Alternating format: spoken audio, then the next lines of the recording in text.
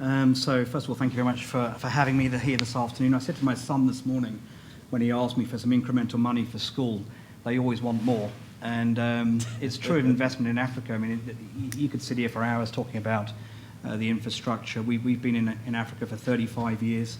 We operate in every single country in Africa, and there's not many companies that can claim that, every single country.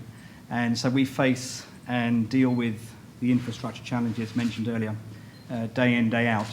And just a couple of other points before I sort of answer the question, if I may. One is that to give sort of some thoughts around sort of positivity, Africa is the most profitable region for DHL globally. We operate in 220 countries worldwide.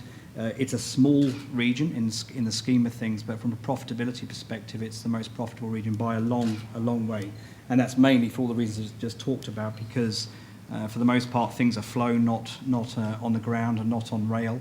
So you have to fly it. Therefore, the cost of logistics in Africa is anything between 5 and 10 times more expensive than it is in the rest of the world. So you get very, very good returns. And in fact, if Molefi was here from Transnet, he could talk about road freight. And I think they again, a quota statistic is that you get an 80% return on all road freight investments you make. So generally speaking, from a business operating environment, very dynamic, very difficult, very challenging. The infrastructure is completely embryonic in many countries, non-existent in others, but you do get a very good return. So to the question itself, a couple of starting points. One is that it's stated that Africa requires $110 billion of infrastructure investment per annum to bring it to a standard that would be acceptable, and currently it's running at anything between 70 and 80 billion investment. So there's a significant gap there. Secondly, if you look at the investment coming in, the investment for Africa is around 22% CAGR, the compound annual growth of 22%, whereas transportation logistics runs at about 9%, so it's not getting its fair share. And then if you sort of bring that down to reality, what really happens in Africa, and I suspect we were talking about it before I came in, that I spend an awful lot of my time in Africa, and the other private express operators, logistics operators, just don't exist. So the investment, certainly from my perspective, and it's unlikely to come hugely from government. I think a lot of it's got to come from private investors. And I'm talking South Africa and North, it's got to come from private investment and from the logistics operators, which it isn't there today. So, and then secondly, in terms of sort of where to invest, again, you could sort of talk about Sudan's or Ethiopia's or Ghana's or Nigeria's. Perhaps I just talk a little bit about and give an example. Talk about Pemba, which until a few years ago was a tourist destination, and then as a result of the find, the American and Italian find, is now a centre of noise and activity around LNG. And immediately those happen, and this happens in Africa quite often, that you get this sort of dynamic shift of demand. The first thing that's required is capacity, and again, not to tread on these two gentlemen's toes around airports and airlines, but something like 20% of airports in Africa have less than one flight a week. So the very first thing that most of these companies ask for is capacity and instant access to capacity. And if you look at Pemba to Maputo, it can take anything up to 7 days to truck something from there down to Maputo. So that's not really a viable option.